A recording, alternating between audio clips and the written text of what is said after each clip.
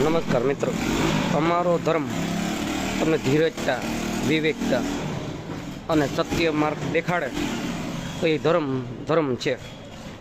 અને જો તમારો ધર્મ તમને કોઈને હિસ્સા અથવા કોઈને નુકસાન પહોંચાડવાનું હોય તો એ ધર્મ નથી, વેપાર છે. જ્યોતિબારાવ ફૂલે, સાવિત્રીબારાવ ફૂલે માર્ગદર્શન. જય હિન્દ.